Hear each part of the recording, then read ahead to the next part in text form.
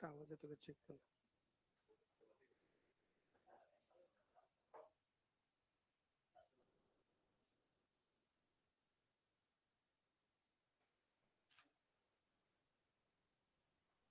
Hello, online वाले आवाज येतोय?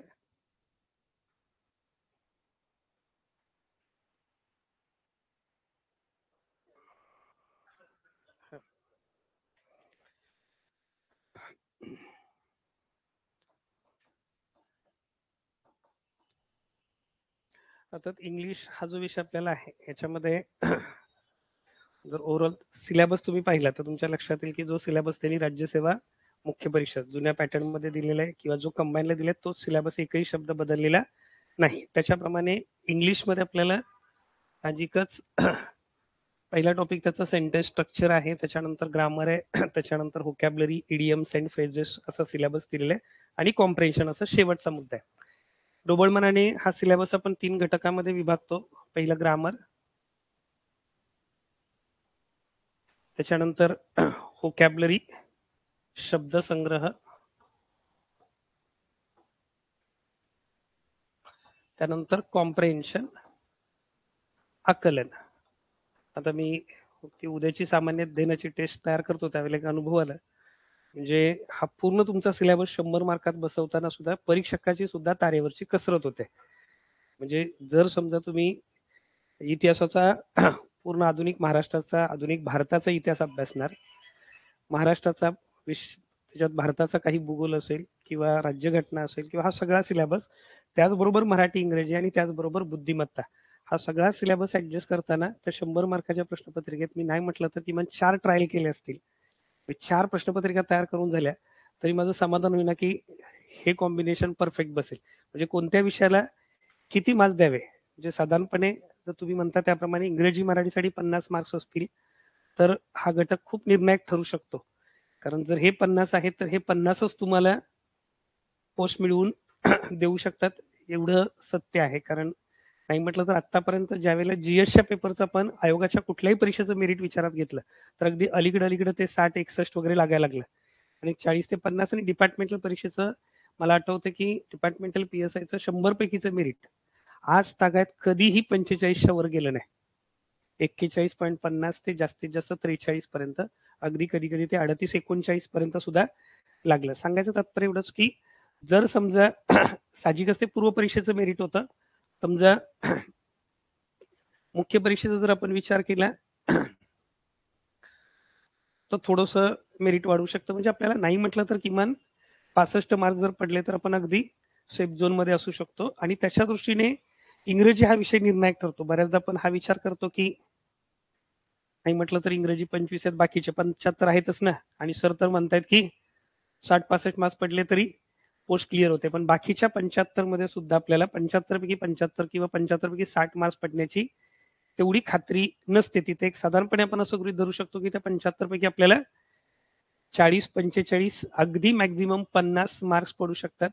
50 खूपच अभ्यास केलात तर तो एक 60 पर्यंत जाऊ शकतो. पण शेवटच्या 5-10 मार्क्ससाठी तरी त्या बुडत्याला काडीचा आधार त्याप्रमाणे यशवंताला हे इंग्रजीचा आधार लागतोच म्हणजे लागतोच. म्हणजे असं कुठेतरी डोक्यात असं आणू नका की इंग्रजी मी ऑप्शनलला ठेवून अभ्यास करेल, तर ते कुठे ना कुठेतरी ऐन वेळेला धोकादायक ठरू शकतं. त्यामुळे कसंही असेल तरी इंग्रजीचा अभ्यास करणं गरजेचं आहे.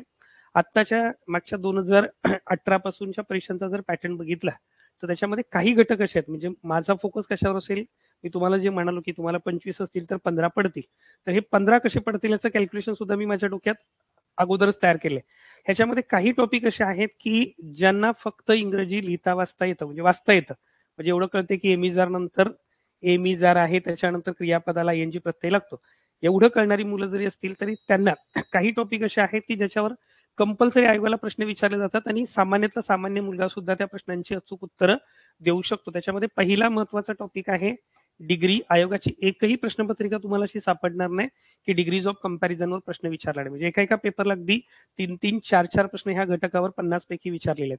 त्यामुळे डिग्री हा जो टॉपिक आहे याच्यावर 1 ते 2 प्रश्न तुम्हाला 100% विचारले जातील. फक्त 3 सूत्र आहेत, 1 तक्ता आहे, 1 तक्ता पाठ केल्यानंतर ब्रह्मदेवाच्या बापाने जरी पेपर काढला तरी उत्तर चुकू शकत नाही, ही वस्तुस्थिती आहे. म्हणजे असे टॉपिक आहेत की आपल्याला करायचे.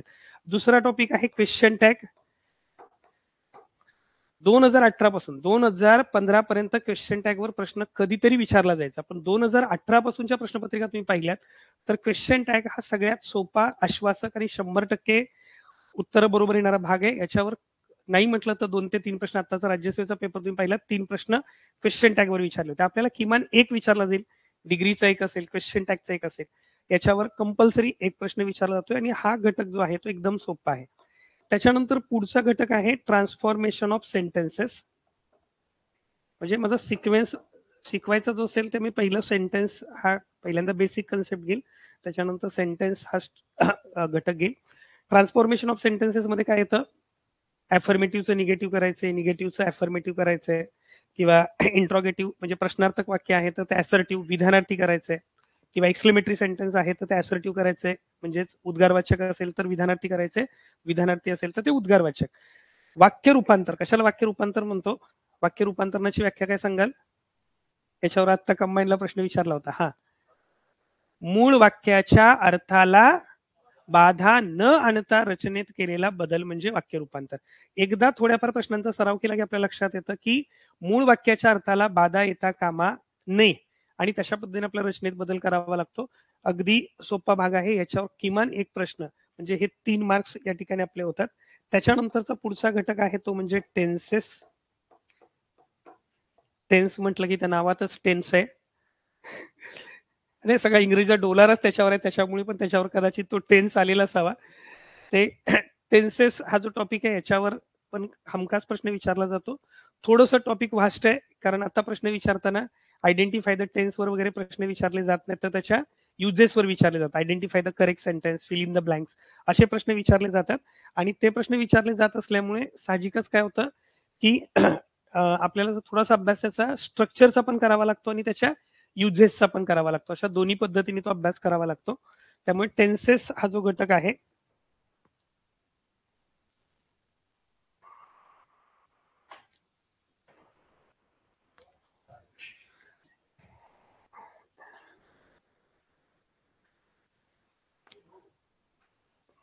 टेन्सेस हा घटक अभ्यासावा लागतो. टेन्सेसवर आधारित परत व्हॉइस आणि डायरेक्ट इनडायरेक्ट स्पीच हे जे 2 टॉपिक आहेत, व्हॉइस आणि डायरेक्ट इनडायरेक्ट स्पीच, ह्या 2 टॉपिकवर कंपल्सरी प्रश्न विचारला जातो म्हणजे जातोच. व्हॉइस आणि डायरेक्ट इनडायरेक्ट स्पीच असे 2 टॉपिक आहेत की ज्याच्यावर प्रश्न म्हणजे असा एकही आयोगाचा पेपर नाही सापडणार की ज्याच्यामध्ये व्हॉइस आणि डायरेक्ट इनडायरेक्ट स्पीचवर प्रश्न नाही विचारले. म्हणजे अगदी 50 पैकी 3-3, 4-4 प्रश्न विचारले जातात.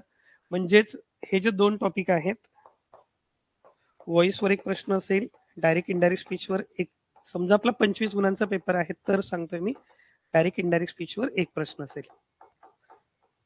इथपर्यंतचा जो भाग आहे, हा जो भाग आहे हा तुलनेने सोपा आहे. आपण अगदी कमीत कमी वेळामध्ये अगदी 1-2 लेक्चर्स मध्ये सुद्धा आपण हा भाग बऱ्यापैकी कव्हर करू शकतो आणि याच्यात पैकीच्या पैकी मार्क्स पडू शकतात. याच्यानंतर पुढचा जो महत्वाचा किंवा सगळ्यात मोठा टॉपिक आपण ज्याला म्हणू तो आहे पार्ट्स ऑफ स्पीच, शब्दांच्या जाती. शब्दांच्या जातीमध्ये किती शब्दांच्या जाती आहेत? 8 शब्दांच्या जाती आहेत. Noun, pronoun, adjective, verb, adverb, preposition, conjunction, interjection. थोडासा सिलेबस वास्ट आहे, पण याच्यामध्ये जर समजा तुम्ही व्यवस्थित अभ्यास केला तुमच्या लक्षात येईल. जर नाऊन हा घटक अभ्यासायचा आहे तर नाऊनच्या टाइप्सवर प्रश्न विचारला जातो आणि जे 5 रूल आहेत पाले सुरीच्या पुस्तकामध्ये, म्हणजे आता आपल्या पुस्तकांच्या मध्ये भरपूर 30-30, 35-35 रूल आहेत, पण त्यात महत्वाचे जे पहिले 5 रूल आहेत पाले सुरीच्या पुस्तकातले, त्या पहिल्या 5 रूलवर कंपल्सरी एखादं आयडेंटिफाय द करेक्ट सेंटेन्सचं एखादं वाक्य विचारलं जातं.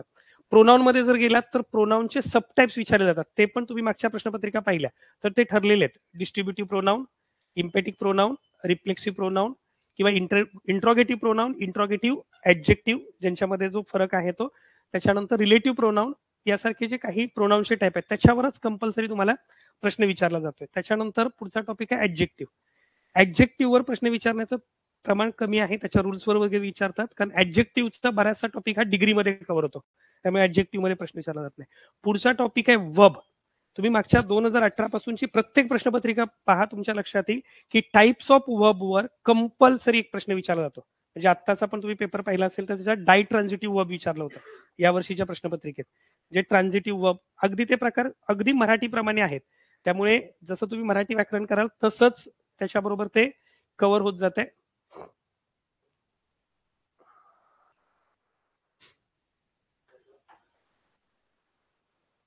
जे टाइप्स ऑफ वर्ब आहेत या टाइप्स ऑफ वर्ब मध्ये तुम्हाला जे ट्रान्झिटिव्ह, इंट्रान्झिटिव्ह किंवा डाय ट्रान्झिटिव्ह वर्ब, वर्ब्स ऑफ इनकम्प्लीट प्रेडिकेशन किंवा स्ट्रॉंग वर्ब्स, वीक वर्ब्स, अगदी प्रोवर्ब की ज्या कन्सेप्ट बऱ्याचदा आता पुस्तकांच्या मध्ये आलेल्या असतील पण त्या अगोदर मूळ पुस्तकांच्या मध्ये नव्हत्या, अशा काही कन्सेप्ट आहेत त्याच्यावर प्रश्न विचारले जातात.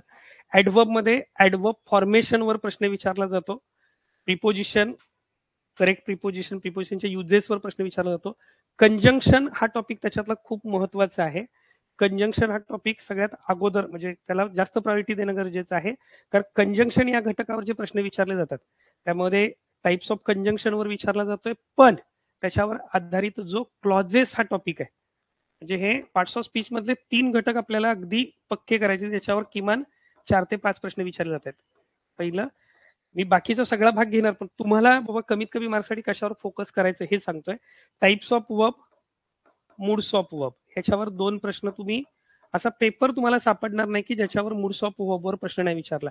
कंपल्सरी एक प्रश्न मूड्स ऑफ वर्ब वर विचारला जातो. त्याच्यानंतर तिसरा जो आहे तो म्हणजे कंजंक्शन आणि क्लॉजेस, म्हणजे हे अगदी खात्रीचे घटक आहेत. त्याच्यानंतर प्रिपोजिशन, आता मी सांगितल्याप्रमाणे बाकीच्या घटकावर प्रश्न विचारले जातात, पण हे जे 3 घटक आहेत त्याच्यावर कंपल्सरी प्रश्नपत्रिका कुठलीही असो या घटकांच्यावर प्रश्न विचारला जातो. त्याच्यानंतर मग आर्टिकल्स आणि प्रिपोजिशन्स या घटकावर प्रश्न विचारले जातात. आता तुम्ही जर लक्षात घेतलं, जर समजा ग्रामरवर 25 पैकी तुम्हाला 12 ते 13 प्रश्न विचारले गेले तर त्यामध्ये डिग्रीचा एक प्रश्न असेल, क्वेश्चन टॅगचा एक प्रश्न असेल, ट्रान्सफॉर्मेशन ऑफ सेंटेन्सेसचा एक प्रश्न असेल, टेन्सेसवर एखाद दुसरा प्रश्न असेल. ह्या 3 घटकावर म्हणजे जवळपास हे 6 प्रश्न तुमचे इथं कव्हर होतात. पार्ट्स ऑफ स्पीच मधला टाइप्स ऑफ वर्बवर एक प्रश्न असेल 7, मूड्स ऑफ वर्बवर एक प्रश्न असेल 8, क्लॉजेसवर एक प्रश्न असेल 9 ते 10 प्रश्न फक्त एवढ्याच घटकांच्या मधून आपले कव्हर होतात. आणि हे घटक असे आहेत, मी खात्रीपूर्वक सांगतो की अगदी इंग्रजी सामान्य आहे तरी सुद्धा इथला एकही मार्क जाणार नाही. याची जबाबदारी मी स्वतः, मी जबाबदारी घेईल याचा अर्थ घरी गेल्यावर थोडंफार तुम्हाला करावं लागेल, नाहीतर मी जबाबदारी घेतोय, मी 3 वेळा शिकवतोय, तिसऱ्या वेळेला प्रश्न विचारला तरी कपाळावर प्रश्नचिन्ह असतील तर मग मात्र ते होणार नाही. आता याच्यातला दुसरा जो भाग आहे व्होकॅब्युलरीचा, आता हा घटक असा आहे की याच्यावर आतापर्यंतच्या सगळ्याच प्रश्नपत्रिका पाहिल्या तर साधारणपणे 25 पैकी रब करू हे 25 पैकी 7 ते 8 प्रश्न व्होकॅब्युलरीवर विचारले जातात.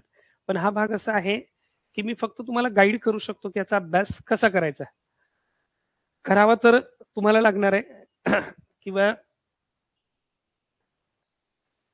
तो कमीत कमी वेळेमध्ये आपल्याला कसा करता येईल ह्याच्या ट्रिक्स वगैरे मी तुम्हाला सांगेल. आता व्होकॅब्युलरीच्या बाबतीमध्ये आतापर्यंत तुमचं व्होकॅब्युलरी कसं असणार आहे, जरी समजा तुम्ही अगोदर डायरेक्टच्या परीक्षांचा अभ्यास केला असणार आहे तर मला ती कल्पना आहे तुमच्याकडे कुठलं तरी बाळासाहेब शिंदेचं वगैरे इंग्रजी व्याकरणचं पुस्तक असणार आहे. हा मी मी सांगतो तुम्ही काय केलं त्याच्यामध्ये, नाही म्हटलं तर सिनोनिम्स मध्ये 700-800 शब्द असतील, अँटोनिम्स मध्ये 700-800 शब्द असतील. तुम्ही पुढे पाठ मागे सपाट, पुढे पाठ मागे सपाट अशी अवस्था होत असणार आहे. अगदी मेहनतीने करतोय, पण होतं कसं की साहजिकच नुसतंच पाठांतर करायचं म्हटलं तर ते पाठांतर आपलं तेवढं लक्षात राहत नाही. आपल्याला जर ते लक्षात ठेवायचंय तर कुठेतरी त्या कन्सेप्ट समजून घ्याव्या लागतात. त्यामुळे व्होकॅब्युलरीच्या बाबतीमध्ये व्होकॅब्युलरीचा भाग करत असताना पहिला सगळ्यात महत्वाचा कन्सेप्ट क्लिअरिंगचा भाग. आणि तुम्ही आता जर पाहिलं कन्सेप्ट क्लिअरिंग याचा अर्थ इथे काही व्याख्या वगैरे तोंडपाठ नाही करायच्या, पण व्होकॅब्युलरी पाठ करत असताना ती इंटरलिंक करणं खूप गरजेचं आहे.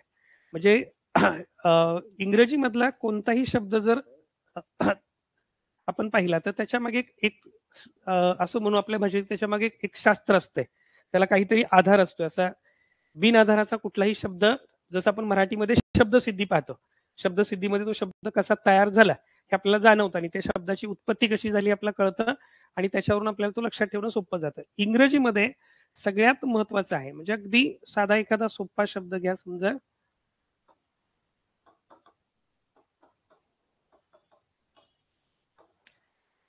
या प्रत्येक शब्दाला स्वतःचा एक अवयव असतो, बरोबर. आपण हात, पाय, कान, नाक, डोळे, तसं ते त्या शब्दाचे अवयव आहेत. त्याच्यामध्ये पहिलं लक्षात येईल की अन हे प्रेफिक्स आहे,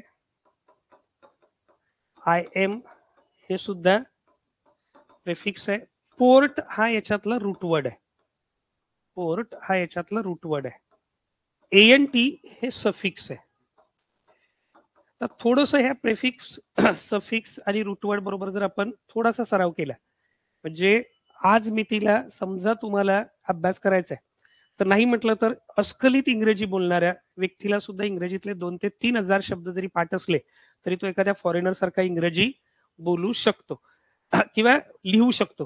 बोलण्याचा प्रश्न अवघड होतोय, म्हणजे बऱ्याचदा खूप ज्ञान असताना सुद्धा इंग्रजी बोलणं हे ज्ञानावर अवलंबून असत नाही, ते सरावावर अवलंबून असतं. पण लिहिणं मात्र तुम्हालाही जाणवत असेल, इंग्रजीत काय लिहायचं म्हटलं तर खूप कॉन्फिडेंटली लिहिता येतं, बोलायचं म्हटलं तर मात्र ते होत नाही.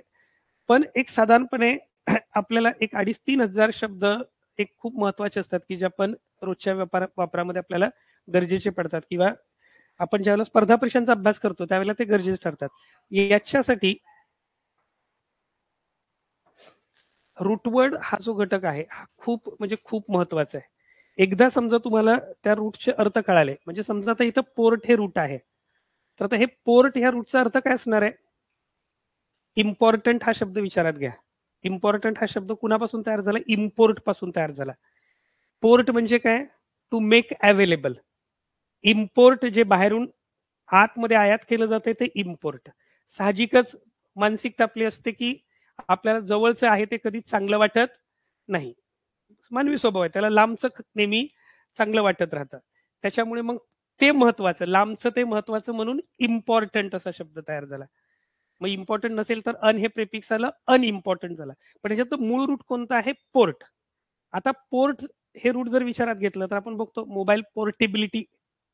पोर्टेबिलिटी करतो म्हणजेच काय करतो? ही सर्व्हिस आपण अवेलेबल करतो, आपल्यासाठी अवेलेबल होते, म्हणजे ती पोर्टेबिलिटी झाली.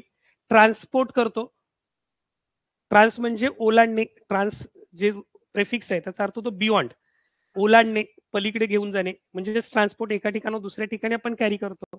एक्सपोर्ट आहे, इम्पोर्ट आहे, पोर्टेबल आहे. पोर्टेबल कशाला म्हणतो? एखादी वस्तू पोर्टेबल आहे म्हणजे that can be carried from one place to another, त्यावेळेला त्याला पोर्टेबल म्हणतो. जर हा रूट समजला तर होतं कसं, लक्षात ठेवा की 4 पर्यायातलं उत्तर गेस करताना आपल्याला फायदा होतो. अशी फक्त तुम्ही जर व्होकॅब्युलरी मेडिझिमाचं पुस्तक आहे त्याच्यामध्ये फक्त 300 रूट आहेत आणि 300 रूटवर जवळपास 2,500 शब्द तयार होतात. जर 300 रूट असेही पाठ करायचं म्हटलं, आपली स्मरणशक्ती आता मागच्या 2-3 महिन्यात चांगलीच वाढली आहे. वाढलेली असणार आहे.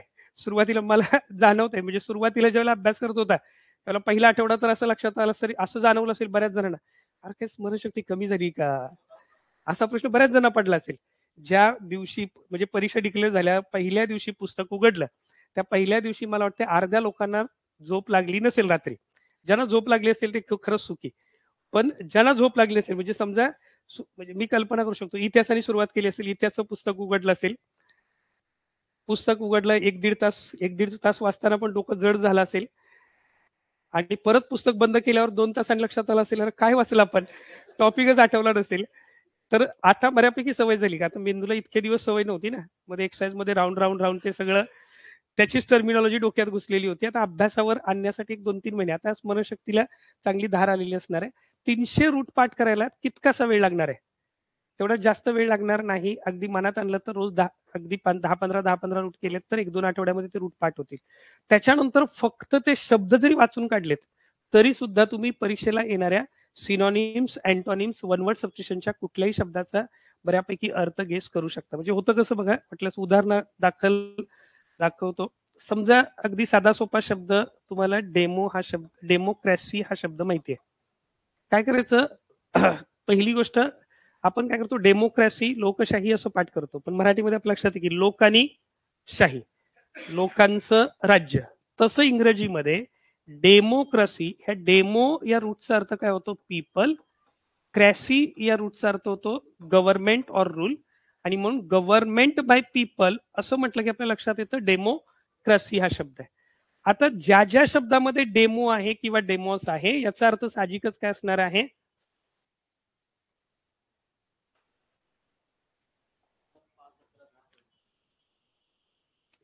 असू दे काय हरकत नाही, फक्त सर जवळ मग तू जाऊन पटकन घरी.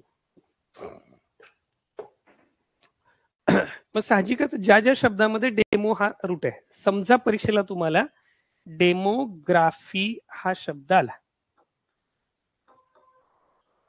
तर तुमच्या लक्षात येईल शब्द तुम्हाला नवीन आहे, पण याच्यातले दोनही शब्द तुमच्या ओळखीचे आहेत. सॉरी, डेमो पण ओळखीचं आहे, ग्राफी पण ओळखीचं आहे. ग्राफी म्हणजे जिओग्राफी, काय करतो आपण, स्टडी ऑफ अर्थ. ही इथे स्टडी ऑफ पीपल म्हणजे स्टडी ऑफ ह्युमन पॉप्युलेशन, त्याला काय म्हटलं जातं, डेमोग्राफी असं म्हणतो. म्हणजे साहजिकच काय होतंय, एकदा तो रूट कळाला की तुम्हाला अननोन अशा शब्दांचे अर्थ सुद्धा समजतात. दुसरं महत्वाचं, एकाच वेळेला अनेक शब्दांचे अर्थ आपल्याला लक्षात ठेवता येतात. म्हणजे गेल्या वर्षीच्या 18च्या वगैरे परीक्षेचे पॉलिगॅमी या शब्दाचं मिनिंग डिपार्टमेंटल पीएसआयच्या परीक्षेला विचारलं होतं. पॉलिगॅमी मीन्स, पॉली मीन्स मेनी, बरोबर, अनेक. गॅमी मीन्स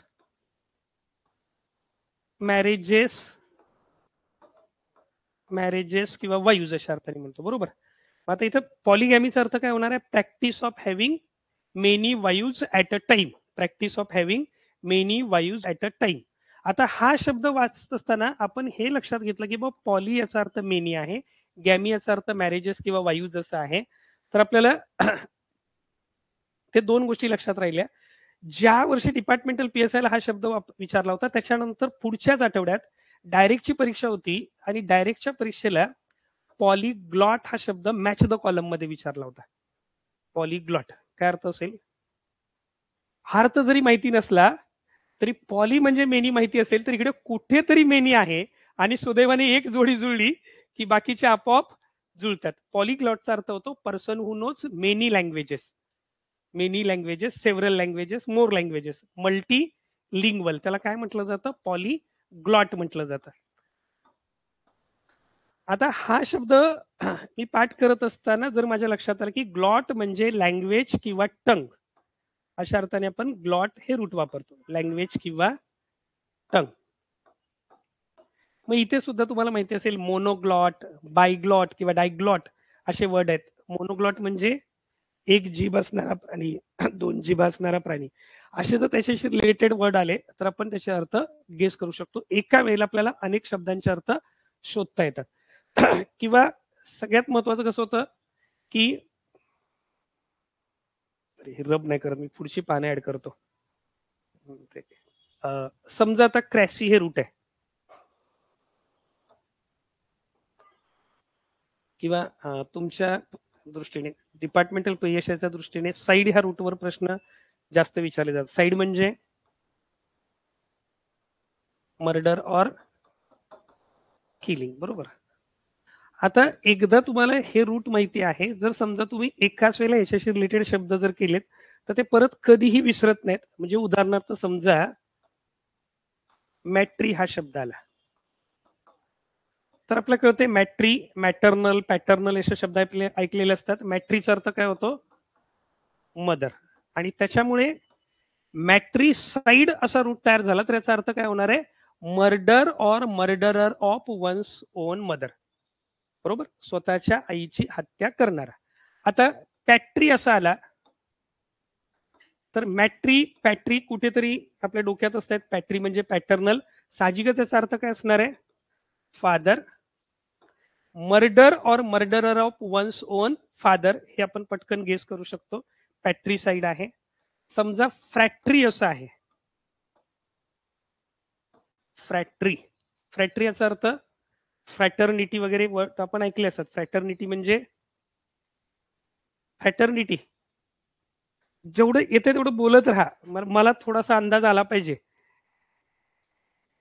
फ्रॅटर्निटी आपल्या ह्याच्यामध्ये प्रिअम्बल मध्ये वगैरे किंवा राज्यघटनेत फ्रॅटर्निटी, इंटिग्रिटी, फ्रॅटर्निटी म्हणजे बंधुभाव, फ्रॅटर्निटी म्हणजे बंधुभाव. फ्रॅक्टरी याचा अर्थ काय असणार आहे, फ्रॅक्टरी याचा अर्थ ब्रदर असणार आहे. फ्रॅट्रीसाइड याचा अर्थ काय होईल? Murder or murder of one's on brother असं होईल. समजा सोरोरी आला, तुम्हाला माहिती नाही सोरोरी, पण गेस करू शकतोय. हा, बरोबर. मदर झालंय, फादर झालंय, ब्रदर झालंय, म्हणजे हे. आणि ऑप्शन देताना परीक्षक ह्याच्यापेक्षा वेगळे देणार. ऑप्शन देताना तो पहिला option murder of one's on mother, परत ब्रदर, परत फादर, आणि मग आपोआपच काय असणार आहे? सिस्टर असणार आहे. समजा उक्सॉर साइड विचारलं, उक्सॉरी साइड. उक्सॉर म्हणजे कोण उकसवते जास्त? बरोबर.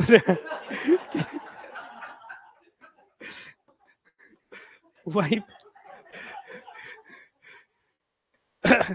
उक्सोरी साइड याचा अर्थ murder or murder of one's own wife. Uxoricide आला. समजा ॲव्हंक्लू असा शब्द आहे.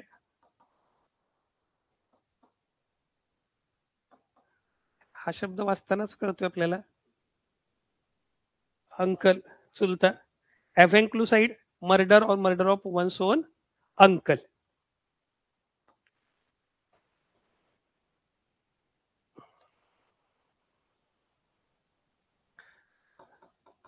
समजा फिली हा वर्ड विचारला.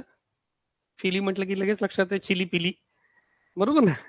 फिली म्हटलं की चिली पिली. चिली पिली म्हणजेच murder of one's on children असेल तर त्याला फिलीसाइड म्हणतो. त्याच्यानंतर समजा काही महत्वाचे शब्द आहेत, एक वारंवार परीक्षेला विचारले जातात. Regi. Regi means regal cinema, royal cinema ऐकलेलं असते. रिगल राजाचा, राजा जिथं सिनेमा बघायला जातो तो रिगल सिनेमा किंवा रॉयल. म्हणजे रेगी याचा अर्थ किंग. रेगी याचा अर्थ काय होतो? किंग. रेगी साइड याचा अर्थ murder or murder of one's, sorry, murder or murder of king. Murder or murderer of king म्हणजे हत्येला सुद्धा तो शब्द वापरला जातो आणि हत्याराला सुद्धा तोच शब्द, हत्या करणाऱ्याला सुद्धा तोच शब्द वापरतो. समजा हा एक शब्द खूप महत्वाचा आहे, बऱ्याच परीक्षांना विचारलाय. जिनोसाइड. जिनो वंश हत्या. Slaughter of one's own family, clan, race. इथे कुठले कुठले शब्द वापरले जात आहेत? फॅमिली, क्लॅन, रेस यासारखे शब्द वापरले जातात त्याच्यामध्ये. पण आपल्या लक्षात आहे जिनोसाइड आहे म्हणजे murder of one's own family असेल, रेस असेल किंवा क्लॅन असेल. सुसाइड आहे. Suicide murder of the person himself. स्वतःचीच हत्या असेल तर त्याला काय म्हटलं जातं? सेल्फ. त्याचा अर्थ सेल्फ. त्याच्यानंतर मग बाकीचे सगळे शब्द आहेत. समजा कुठलाही शब्द आला, समजा तुम्हाला हर्बीसाइड विचारला. हर्बीसाइड, हब म्हणजे गवत, ग्रास. हर्बीसाइड याचा अर्थ तणनाशक किंवा विडीसाइड आहे, तणनाशक. इन्सेक्टिसाइड आहे, कीटकनाशक. पेस्टिसाइड आहे. पेस्टिसाइड म्हणजे सुद्धा जे कीटकनाशकच. त्याच्यानंतर किंवा फिसीसाइड विचारलं. फिसी हे जे रूट आहे कुणासाठी वापरतो? माशांसाठी. फिसिकल्चर म्हणजे मत्स्यपालन. फिसीसाइड म्हणजे समजा मासे एकाच वेळेला खूप मेलेले असतील त्याला फिसीसाइड म्हणतो. म्हणजे काय लक्षात येतं की एका शब्दावरून आपल्याला एकाच वेळेला अनेक शब्दांचे अर्थ लक्षात ठेवता येतात. दुसरं महत्वाचं की जर समजा तुम्हाला प्रिफिक्सेस सफिक्सेस प्रॉपर माहिती आहेत तर तुम्हाला समानार्थी विरुद्धार्थी शब्द ओळखताना सुद्धा उपयोग होतो. म्हणजे आपल्या लक्षात येतं की बाबांनो, समजा इन आहे, आय आर आहे, आय एल आहे किंवा अन आहे, आय एम आहे, यासारखे जर प्रिफिक्सेस आहेत तर साहजिकच त्याचा अर्थ काय होतोय? नकारार्थी होतोय. करेक्टचा अपोजिट इनकरेक्ट असं होतं. अप्रोप्रिएट आहे, इनअप्रोप्रिएट होतं. लिगल आहे, इलिगल असं होतं. लिजिबल आहे, इलिजिबल. इलिजिबल म्हणजे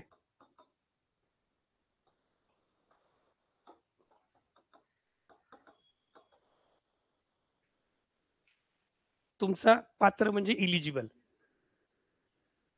आणि हा इलिजिबल. शब्बास. लिजिबल याचा अर्थ दॅट कॅन बी रेड, जे वाचलं जाऊ शकतं त्याला लिजिबल म्हणतो. Eligible that can not be red, जे वाचता येऊ शकत नाही. Cannot is a single word. Cannot लिहिताना नेहमी एकत्र लिहायचा. कॅन आणि नॉट सेपरेट लिहिला जात नाही. दॅट कॅनॉट बी रेड, जे वाचता येत नाही ते इलिजिबल. लिजिबल याचा अर्थ इन गुड हँडरायटिंग. लिजिबलीचा अर्थ काय होतो? इन गुड हँडरायटिंग, चांगल्या अक्षरात. लिजिबली म्हणजे इन गुड हँडरायटिंग, चांगल्या अक्षरात. आयर आहे, रेग्युलर इरेग्युलर करता येते, इम्पॉर्टंट अनइम्पॉर्टंट करता, पॉसिबल इम्पॉसिबल, म्हणजे ते शब्द सिनॉनिम्स अँटोनिम्स करताना आपला उपयोग येतो. किंवा काही पेर असे आहेत, समजा फिलो आणि मिसो. बघा आतापर्यंत एमपीएससीला नाही म्हटलं तर किमान 20 एक प्रश्न विचारले असतील या जोडीवर. फिलो याचा अर्थ आवडणारा, लव. फिलो याचा अर्थ काय होतो? लव.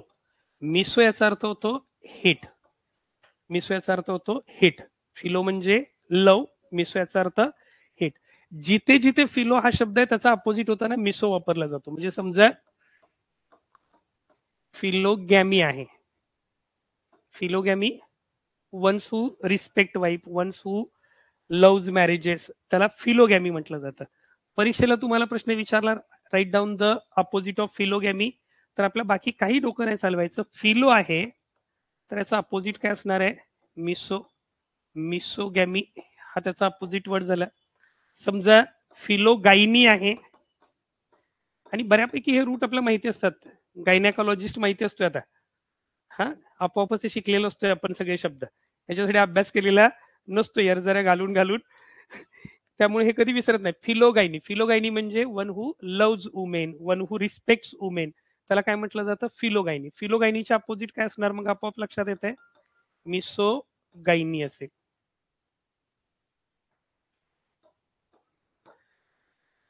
फिलॅन्थ्रॉपिस्ट आहे, आतापर्यंत नाही म्हटलं तर आयोगाला 8-10 वेळा विचारला असेल. फिलॅन्थ्रॉपिस्ट, फिलॅन्थ्रॉपिस्ट, फिलो, लव, अँथ्रॉप. अँथ्रॉप म्हणजे मानव. आणि साहजिकच एसटी कधी लावतो? ज्यावेळेला पर्सन इंडिकेट करायचा असतो त्यावेळेला. फिलॅन्थ्रॉपिस्ट याचा अर्थ वन हू लव्ज मॅनकाइंड, मनुष्य जातीवर प्रेम करणारा तो फिलॅन्थ्रॉपिस्ट. मग याचं काय होईल opposite? Misanthropist. One who hates mankind, मनुष्य जातीचा द्वेष करणारा, असं म्हटलं की आपल्याला लगेच लक्षात येतं की तो मिझॅन्थ्रॉपिस्ट असेल. म्हणजे अशा ज्या पेर आहेत, जिथे जिथे तुमच्या लक्षात येईल की बाबा फिलो आहे, समजा बिब्लिओ फाईल हा शब्द आला, हा पुस्तक प्रेमी, वन हू लव्ज बुक्स, तर इथे लक्षात येते की बाबा नो फाईल वरून की लव. किंवा फिल्टर हा शब्द आहे, कुठला फिल्टर? आपला फिल्टर नाही, हा फिल्टर. या फिल्टरचा अर्थ काय होतो? ज्यूस फॉर लव, शृंगार रस. जे पेय पिल्यानंतर शृंगाराची, प्रेमाची भावना मनामध्ये उत्पन्न होते, त्याला काय म्हटलं जातं? फिल्टर म्हटलं जातं. म्हणजे एकदा ते लक्षात आलं की बाबा फिलो याचा अर्थ लव आहे, मिसो याचा अर्थ, जरी समजा एखादा नवीन शब्द परीक्षेला आला तरी 4 पर्यायात कुठेतरी क्लू सापडतो आणि आपण त्याच्या उत्तरापर्यंत पोहोचू शकतो. किंवा समजा बेनी हे रूट आहे आणि मॅले आहे, सगळ्यात जास्त शब्द यांचे विचारलेले आहेत. बेनी म्हणजे, बेनी याचा अर्थ होतो गुड, मॅले याचा अर्थ होतो बॅड. जिथे जिथे बेनी हा शब्द आहे त्याचा अपोजिट वर्ड करताना आपण मॅले वापरतो. म्हणजे उदाहरणार्थ बेनिफॅक्टर आहे, बेनिफॅक्टर. फॅक्टर म्हणजे, फॅक्टर तर माहितीये घटक, बेनी म्हणजे चांगला. जी व्यक्ती आपल्यासाठी खूप चांगली ठरते, one who helps others, one who supports others, one who gives financial support, अशा व्यक्तीला आपण काय म्हणतो? बेनी फॅक्टर असं म्हणतो. याचा जर अपोजिट विचारला तर काय होईल? तो काय म्हणायचं याला? मॅले फॅक्टर म्हणायचं, मेल फॅक्टर म्हणायचं नाही, आपल्यासाठी तो मेल असतोय ना, एल तेवढाच. हे मॅले फॅक्टर म्हणाल. बेनी फॅक्टर, मॅले फॅक्टर. बेनी ओलंट आहे, अपोजिट वर्ड काय होईल? मॅले ओलंट असं होईल. बेनी ओलंट आहे तर त्याचा अपोजिट काय असणार आहे? मॅले ओलंट असं असेल. म्हणजेच हे जर आपण डोक्यात घेतलं किंवा बेनी जिथे जिथे आहे तिथे अपोजिट वर्ड काय असेल? मॅले असेल. तरी आपल्याला विरुद्धार्थी शब्द सुद्धा लक्षात ठेवता येतात. फक्त हे बेसिक. आणि आता म्हणजे नाही, मी आता जे आपण शब्द बोलतोय लिहून घ्या, नाही म्हटलं तर किमान 2 ते 3 प्रश्न आजच्या लेक्चरच्या शब्दांच्यावर असतील. कारण आयोग बाकी कुठे बाहेर जात नाही. जरी समजा नवीन प्रश्न आला तरी तो प्रत्येक प्रश्न मागच्या प्रश्नातून तयार झालेला असतो. ते फक्त ऑप्शन बदलतोय, पर्यायामध्ये इकडे तिकडे शब्दचल करतोय, बाकी तेच विचारलं जातंय.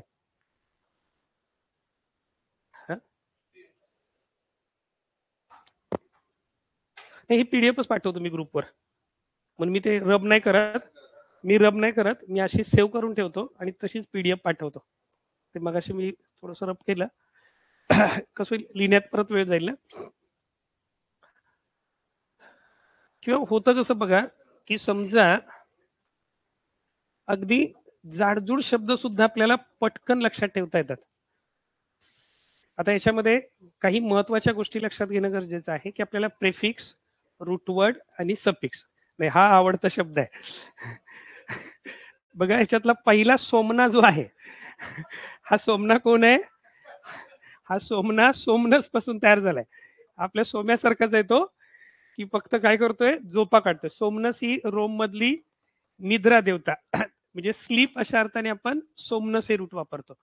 ह्याच्यामध्ये परत एम्बू असा शब्द आहे. एम्बूचा अर्थ एम्बू किंवा एम्बल, हे एम्बू किंवा एम्बल असं जे रूट आहे, याचा अर्थ होतो एम्बू किंवा एम्बल असं म्हणतो, त्याचा अर्थ होतो वॉक. आणि आपल्याला माहिती आहे की आपण एसटी कधी जोडतो? एसटी कधी जोडतो? पर्सन इंडिकेट करण्यासाठी. म्हणजे ज्यावेळेला सायंटिस्ट, डेंटिस्ट, सोमनॅम्बुलिस्ट, आणि त्याच्यामुळे ह्या शब्दाचा अर्थ काय होतो? स्लीप वॉकर, झोपेत चालणारा. एकदा जर मला कळालं बाबा सोमण्या याचा अर्थ झोपेत चालणार आहे, बरोबर ना, तर तो सोमण्या कुठेही विचारला तरी आपल्या लक्षात येते. आता अजून याचे शब्द कुठले आहेत? सोमनोलोकिस्ट हा शब्द आहे, सोमनोलोक्युस्ट आहे. साहजिकच सोमनो झोप, लोक म्हणजे बोलणे, झोपेत बोलणारा स्लीप टॉकर आला. समजा इन सोमनिया विचारला, इथे इन म्हणजे लक्षात येते नॉट, लॅक ऑफ स्लीप, निद्रानाश असा त्याचा अर्थ होतोय. म्हणजेच एकदा तर माझ्या लक्षात आलं की ह्या सोमनस ह्या रूटचा अर्थ असा असा आहे, तर त्याच्याशी आपल्याला लगेच रिलेटेड शब्द लक्षात येतात. किंवा ॲम्बुलिस्ट मला माहिती आहे, समजा फ्युनॅम्बुलिस्ट विचारला,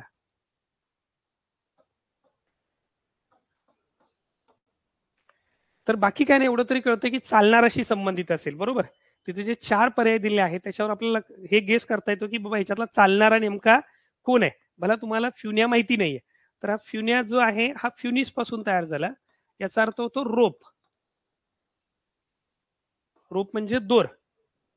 एम्बू म्हणजे वॉक, बरोबर, चालणारा. आणि एसटी म्हटलं की तो पर्सन झाला. आणि म्हणून रोप वॉकर, रोप वॉकरला दुसरा शब्द इंग्लिशमध्ये आहे ॲक्रोबॅट. ॲक्रोबॅट म्हणजे डोंबारी. ॲक्रोबॅटचा अर्थ डोंबारी. आता याच्यामध्ये पण परत तुमच्या लक्षात येतं ॲक्रोचा अर्थ काय होतो? ॲक्रो हा शब्द कोणासाठी वापरला जातो? तर ॲक्रो याचा अर्थ हाईट. ॲक्रो याचा अर्थ हाईट. Bat means walk. जो उंचीवर चालतोय तो कोण झाला? ॲक्रोबॅट, डोंबारी. आता जर ॲक्रो माहिती आहे, ॲक्रोफोबिया विचारला, आणि हे सगळे शब्द, त्याच्यातला एकही शब्द असा नाही की जो आयोगाला विचारलेला नाही. कुठलाही शब्द बघा, acrophobia. Acrophobia, fear of, phobia म्हटलं की त्याचा अर्थ काय होतो? फिअर. ॲक्रो म्हटलं की त्याचा अर्थ काय झाला? Height. Acrophobia, fear of height. सगळे फोबियाचे शब्द एकत्र काढलेत, एकाच वेळेला पाठ केलेत तरी सुद्धा खूप मोठा फरक पडतो. समजा, आणि त्याच्यामध्ये अगदी आपल्याला समजून घेण्यासारखं असतं. अगदी गेल्या वर्षी गुगल चॅट मध्ये एक नवीन वर्ड ऍड झाला, नोमोफोबिया.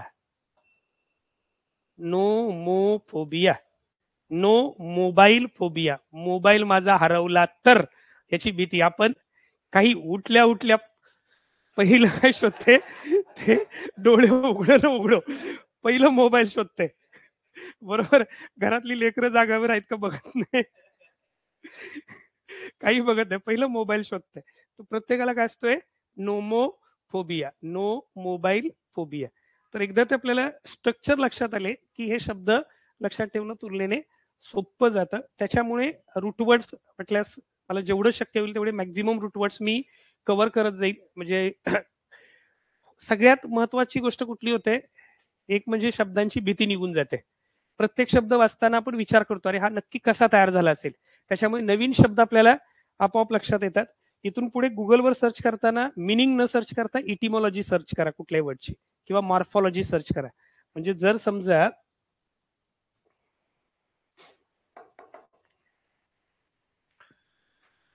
आपण काय करतो, समजा आता हा सोमनॅम्बुलिस्ट हा शब्द आहे.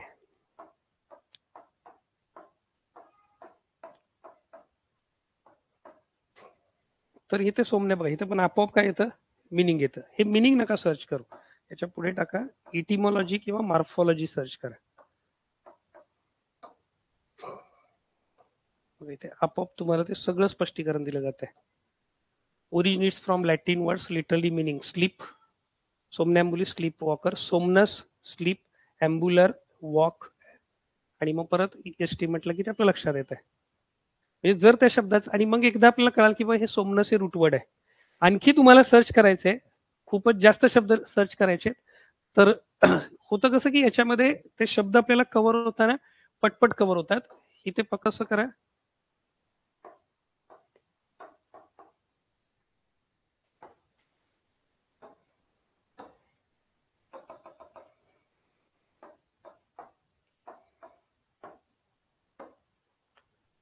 हे सगळे तुम्हाला सोमनसशी रिलेटेड, ह्याच्यामध्ये पण काही वर्डपंडित सारख्या वेबसाईट खूप चांगल्या आहेत. याच्यामध्ये तुम्हाला खूप छान असं सोमनॅम्ब्युलिझम, सोमनलन्स, इनसोमनिया. सोमनलन्स म्हणजे ड्राउझी, झोप आणणारं. एखादं लेक्चर म्हणतो ना, द लेक्चर वॉज सोमनलंट. सोमनलंट म्हणजे अगदीच पेंग येत होता, डोळ्यावरची झापडच जात नव्हती त्यावेळेला. म्हणजे ते शब्द तुम्हाला पटकन त्याचे रिलेटेड बाकीचे शब्द सुद्धा लक्षात ठेवता येतात. आणि असं जर करत गेला तर झपझप झपझप झपझप ती व्होकॅब्युलरी वाढते. आणि महत्वाचं म्हणजे त्याच्यामध्ये इंटरेस्ट येतो. ह्याच्यामध्ये तुम्ही सिनोनिम्स, अँटोनिम्स, वन वर्ड सबस्टिट्यूशनचे बऱ्यापैकी शब्द कव्हर करता. पुढचा सगळ्यात जास्त प्रश्न जे विचारले जातात व्होकॅब्युलरीवर ते इडियम्स वर विचारले जातात. कशाला इडियम्स म्हटलं जातं? What is an idiom? मराठीत काय म्हणतो इडियमला? मराठीत इडियमला कशाला म्हणतो? ताकद लागते. मराठीत इडियमला काय म्हणायचं? नाही, प्रोवर्ब म्हणजे म्हणी. प्रोवर्ब म्हणजे म्हणी.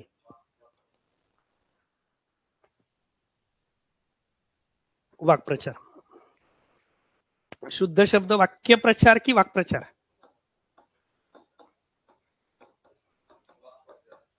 वाक्प्रचार. पण एमपीएससी याला शुद्ध करते.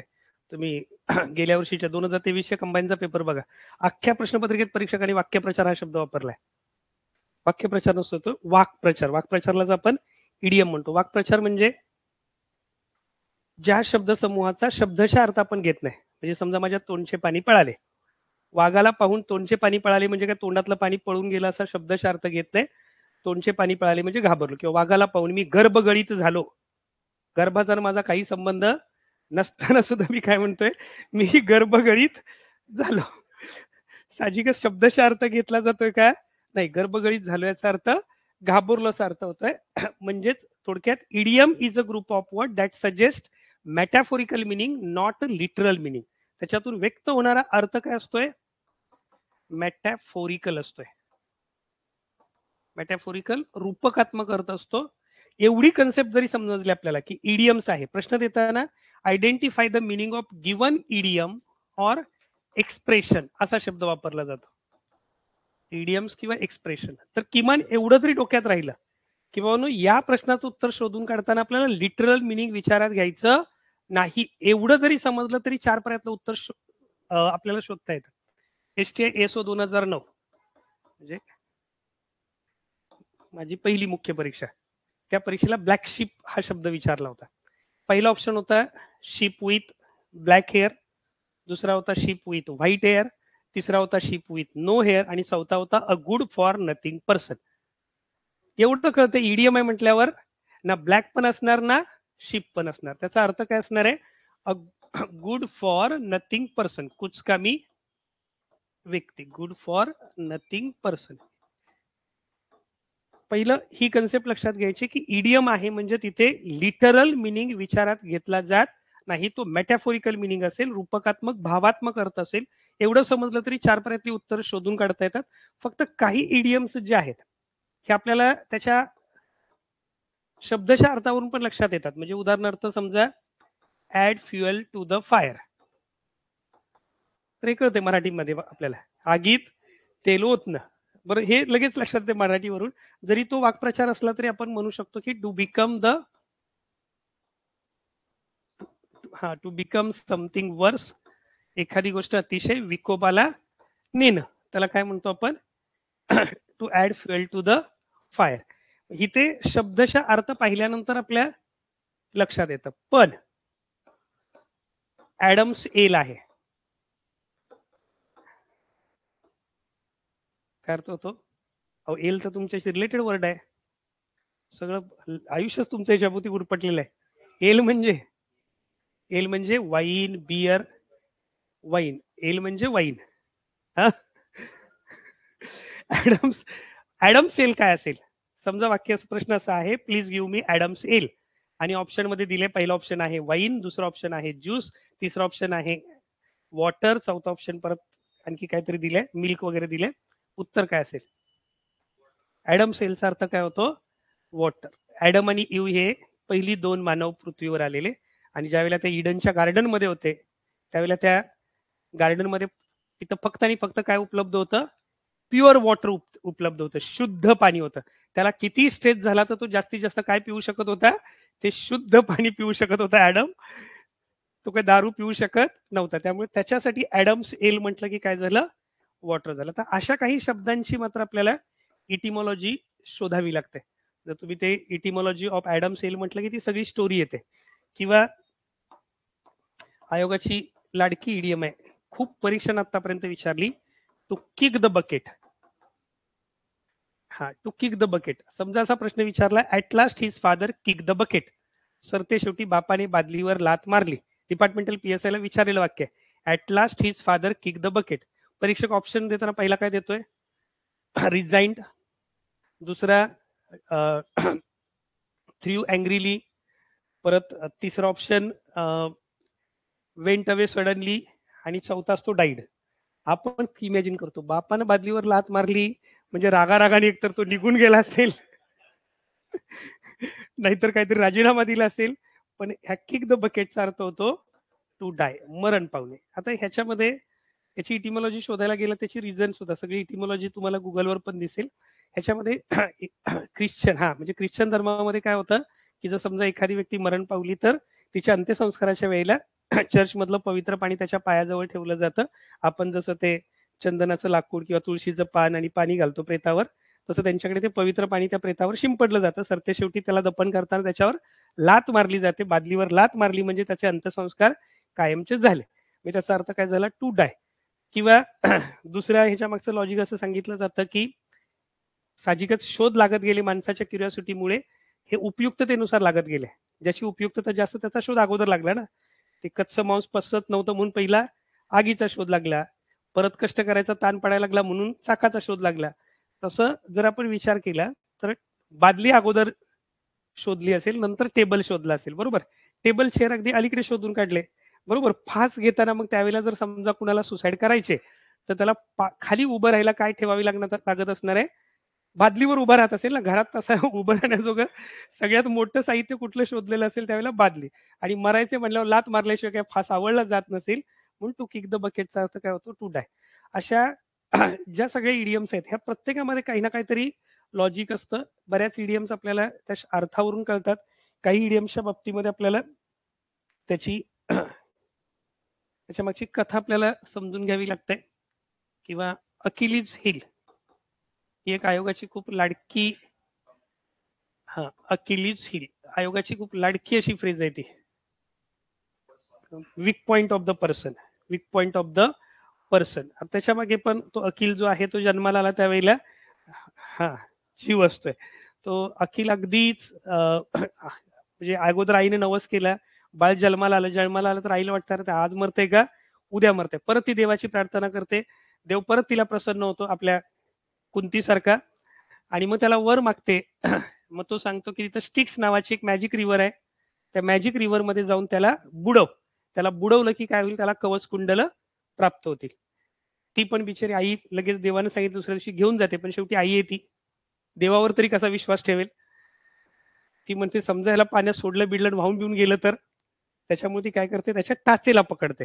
युद्धामध्ये वगैरे लढताना काय होतं, टाच शत्रूच्या पुढे येणार नाही, बाकी शरीराचा कुठलाही भागावर शत्रू घाव घालू शकतो, टाचेवर घाव घालणार नाही.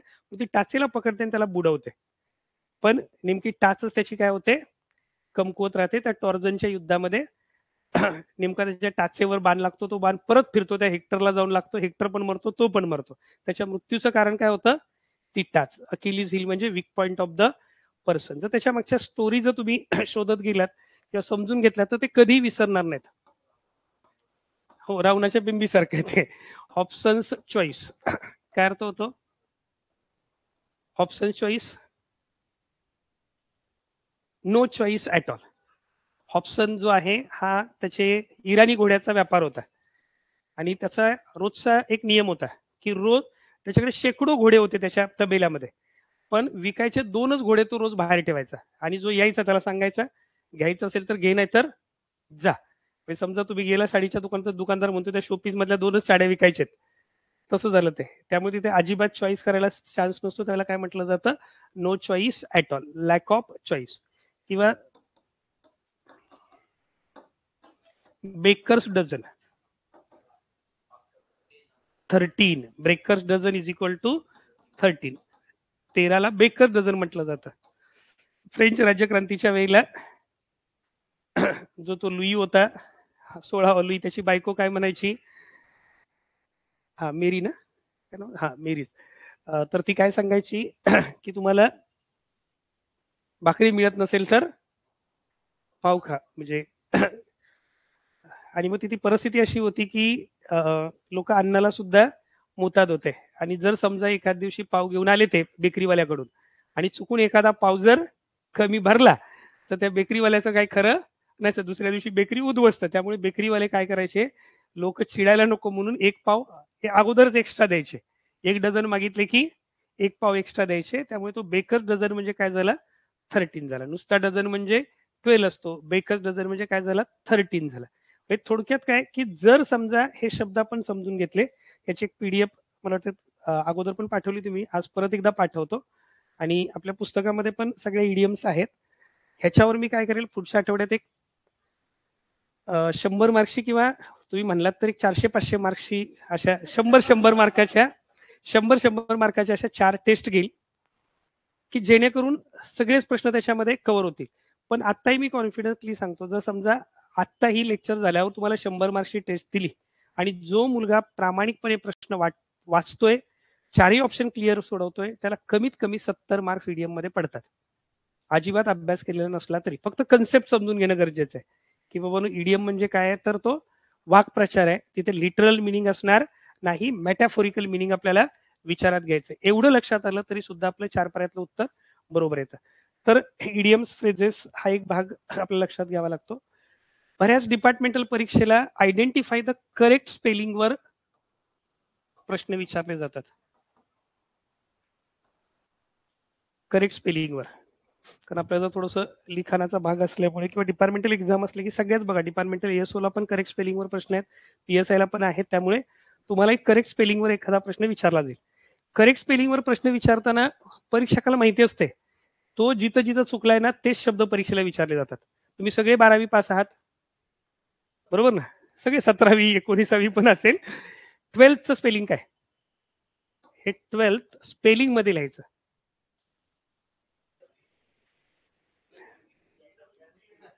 लिहा, सर्वांनी लिहा की कुणाकुणाचं बरोबर येतंय बघूया.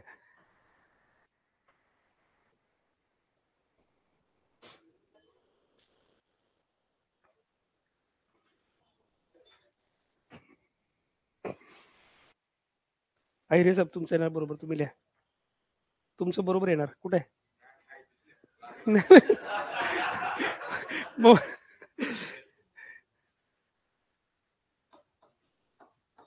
काय झालं, हे बोर्ड पण घाबरायला लागला काय स्पेलिंगला?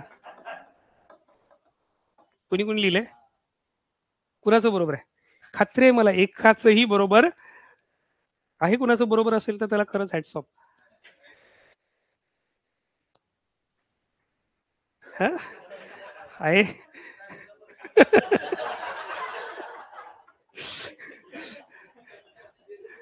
आता सगळे आपण 12वी पास असतो, पण हा यप राहिलाय. बाकी सगळं, बाकी सर्वांचं बरोबर असेल, फक्त यप राहिला असेल, बाकी सगळं बरोबर असणार आहे. अर्थात हे आपल्याला माहिती असतं. 5चं फिफ्थ होतं, FIV आहे ना, 5चं फिफ्थ होतं, TWELV आहे. त्या व्हीचा काय होतो नेहमी, एफ होतो ज्यावेळेला त्याला कुठलाही सफिक्स जोडला जातो. मग ते रूल माहिती नसल्यामुळे आपण ते नुसतं आपल्याला एवढंच कळतं, अरे फोर्थ आहे, फिफ्थ आहे, सिक्स्थ आहे, TH जोडला जातोय. त्यामुळे इथं आल्यावर पण काय करतो, त्याला फक्त पुढे TH जोडतोय. किंवा काही शब्द हे वारंवार आपण चुकीचे लिहिले असतात. तुमच्यापैकी बरेच जण सायन्स ग्रॅज्युएट असतील. व्हॅक्युम या शब्दाचं स्पेलिंग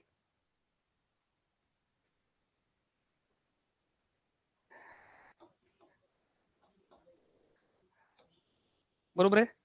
अगदी कॉन्फिडेंटली तुम्ही सांगणार सर हेच बरोबर आहे, पुढे ई लिहायचा राहिला. बरं आहे, बरोबर आहे. अर्थात या स्पेलिंग मध्ये VACWM याच्याबद्दलचं तर मी कधी न विसरणारा एक गोष्ट आहे. मी भाईंदरवरून दादर ऑफिसला, म्हणजे दादरला क्लासवर येत होतो, आणि त्यावेळेला ती प्रश्नपत्रिका जी आहे ती प्रश्नपत्रिका करेक्शन करतो. त्यावेळेला असं काय मोबाईलवर होत नव्हतं ना, टायपिंगवाल्याला तो प्रिंटआउट द्यायचा, परत ते चुकलेले स्पेलिंग करेक्ट करून द्यायचे. असं माझं चालू होतं. माझ्या बाजूला एक जण ग्रहस्थ बसले होते, आणि मी काय करतो, इथून तिथून ते हे करत होते. हे स्पेलिंग करेक्ट करून दिल्यावर मला म्हटले, अरे नाही म्हणे, ते जे आहे तेच बरोबर आहे, तू असं का लिहिलंस? आणि म्हटलं, अहो सर ते चुकले, ते डबल सी नाही पाहिजे. नाही नाही म्हणे, कसं शक्य आहे? अहो म्हटलं तेच बरोबर आहे. म्हणजे मी फिजिक्स शिकवतोय किती तरी वर्ष, रोज म्हणे मी ते स्पेलिंग लिहितो, VACWM. पण सर म्हटलं, परत एकदा गुगलवर सर्च करा, हे स्पेलिंग म्हटलं तुम्ही जे रोज लिहितात तेच चुकीचं आहे. स्पेलिंग काय पाहिजे, VACWM. आणि परीक्षकाला बरोबर माहिती असते की हे कुठं चुकणार आहे. ते हे रोज काय चुकीचं पाहिलंय ना, तेच बरोबर परीक्षेला विचारलं जातं. नेमके तेच तेच शब्द विचारले जातात. तुमच्याकडे तर अकोमोडेशन हा शब्द रेग्युलर आहे तुम्हाला. हा, अकोमोडेशन रोजचा नेहमीच्या वापरातला शब्द आहे. काय अकोमोडेशनचं स्पेलिंग? ACCOMA.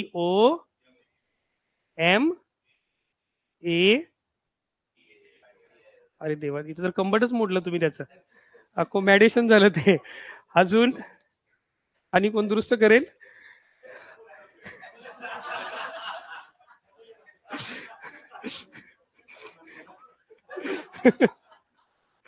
त्याचं स्पेलिंग आहे ACCOMMODATION. CCM असतो.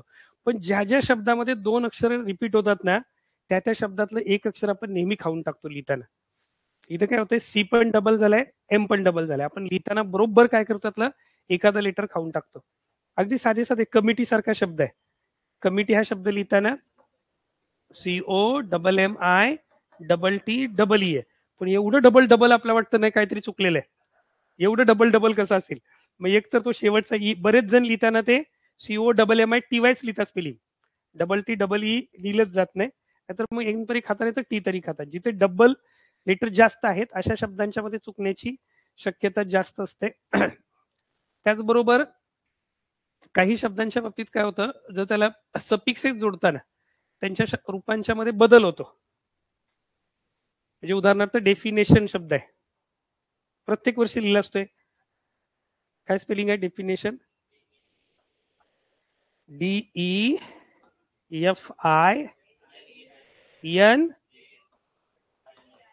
आपलं काहीच चुकत नाही, कारण आपल्या मास्तर नाहीत. DE काय करेक्शन काय आहे? डबल एफ आहे. अजून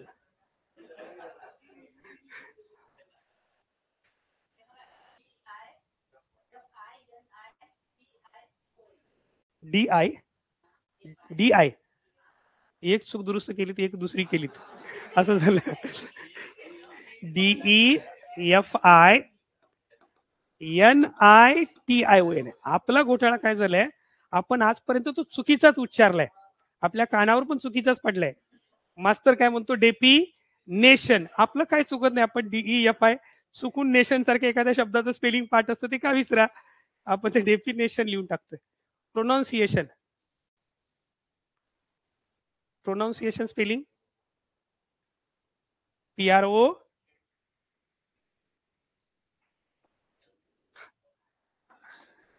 आपण मराठी माणूस आहे, आपण कुणावरच अन्याय करत नाही हो अजिबात. आपला स्वभाव असतो आहे की नाही? हा, आपण काय उच्चारतो? प्रोनाऊन्सिएशन म्हणतो. अर्थात ते प्रोनाऊन्सिएशन नाही, प्रोनन्सिएशन आहे. काय ते? प्रोनन्सिएशन आहे. आणि प्रोनन्सिएशन असल्यामुळे त्याच्यामध्ये ओ नसतो. हे बरोबर परीक्षकाला माहिती असते की हे नेमकं कुठं चुकतंय, कारण त्यांनी तेच केलेलं असते. त्यांनी तेच केलेलं असते. त्यामुळे बरोबर असेच शब्द परीक्षेला विचारले जातात. मोजके तेवढे शब्द लक्षात ठेवलेत.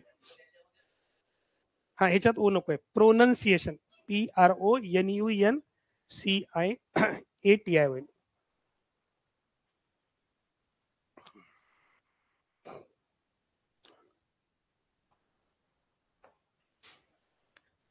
त्याच्यानंतर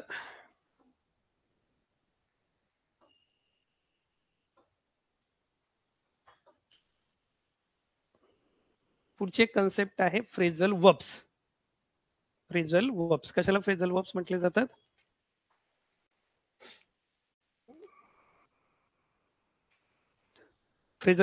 फ्रेझल वर्ब्स आणि वर्ब फ्रेज अशा दोन वेगवेगळ्या कन्सेप्ट आहेत. फ्रेझल वर्ब्स आणि verb phrase. Noun phrase, adjective phrase, adverb phrase, अशी वर्ब फ्रेज असते. वर्ब फ्रेज म्हणजे काय? तर वर्ब फ्रेज याचा अर्थ helping verb plus main verb. Helping verb plus main verb, त्याला काय म्हटलं जातं? वर्ब फ्रेज म्हटलं जातं. म्हणजे समजा I am going to school असं वाक्य आहे, तर याच्यामधलं एम हे काय झालं? हेल्पिंग वर्ब झालं. ह्यालाच काय म्हणतो आपण? ऑक्झिलरी वर्ब म्हणतो. ऑक्झिलरीचं स्पेलिंग AUXILIARY. इथे पण काय करतो? डबल एल टाकतो आपण. AUXILIARY. हे MPSC क्लर्क 2015ला स्पेलिंग पण विचारला होता ऑक्झिलरी वर्बचं. AUXILIARY. ऑक्झिलरी वर्ब, हेल्पिंग वर्बलाच आपण ऑक्झिलरी वर्ब म्हणतो. गोईंग हे काय झालं? मेन वर्ब झालं. मेन वर्बला आणखी काय शब्द आहे? लेक्झिकल वर्ब म्हटलं जातं. याला काय म्हटलं जातं? लेक्झिकल वर्ब. आणि ह्या सगळ्यांना मिळून काय म्हणतो? वर्ब फ्रेज असं म्हणतो. सगळ्यांना मिळून वर्ब फ्रेज असं म्हणतो. फ्रेझल वर्ब याचा अर्थ वर्ब प्लस प्रिपोजिशन और एडवर्ब. वर्ब प्लस प्रिपोजिशन और एडवर्ब. प्रिपोजिशन और एडवर्ब म्हणजे क्रियापदानंतर एकतर प्रिपोजिशन येते किंवा ऍडवर्ब येते. प्रिपोजिशन आणि ऍडवर्ब म्हणून वापरले जाणारे शब्द एकसारखेच आहेत, फक्त त्याच्यानंतर जर पुढे नाम आलं तर ते प्रिपोजिशन असेल, काहीच नाही आलं तर ते ऍडवर्ब असेल. म्हणजे समजा स्टँडअप असं आहे तर त्याच्यामध्ये अप हे काय झालं? ऍडवर्ब झालं, कारण पुढे नाऊन आलेलं नाही. म्हणजे उदाहरणार्थ समजा टू लुक हा शब्द आहे. टू लुक म्हणजे दिसणे, अशा अर्थाने आपण वापरतो. लुक ऍट म्हटलं की त्याचा अर्थ काय होतो? To look at means to stare, चाकडे पाहणे, टू गेज अशा अर्थाने आपण वापरतो.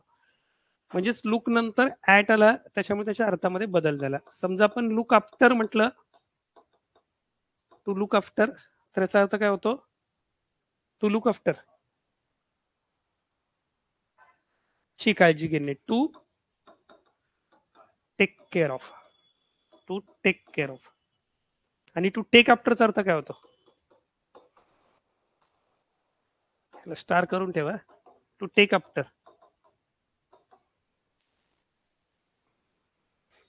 काय अर्थ याचा?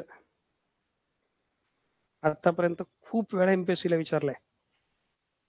To take after means to resemble. Resemble म्हणजे साम्य असणे. म्हणजे शक्यतो प्रश्न असाच विचारला जातो, he takes after his father.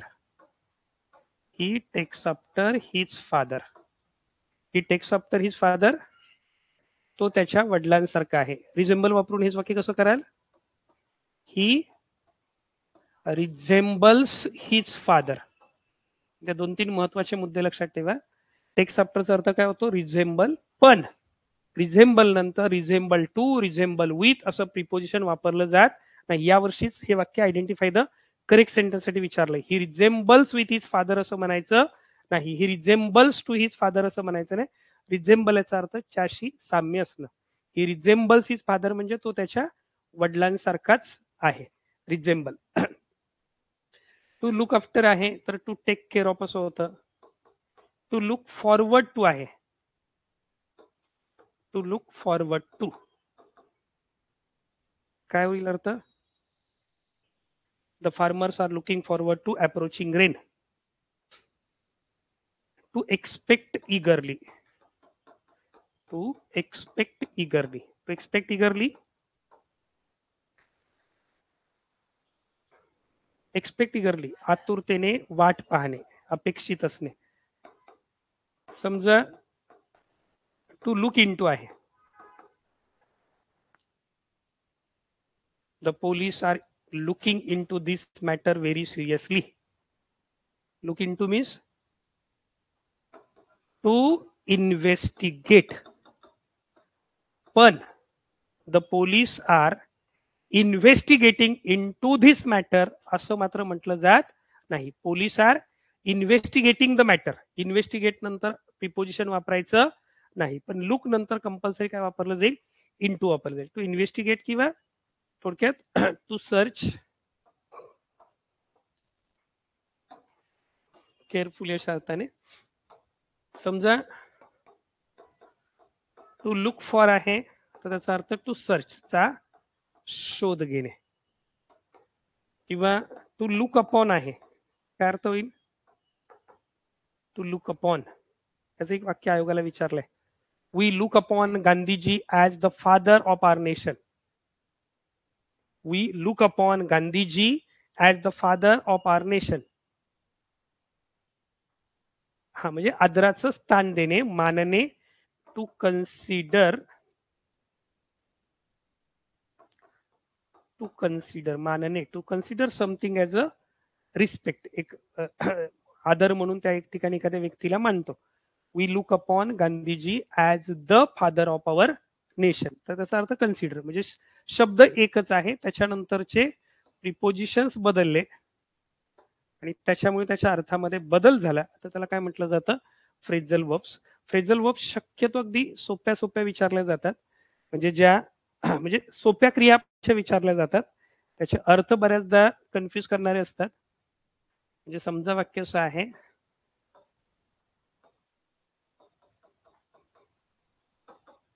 The Prime Minister called on the President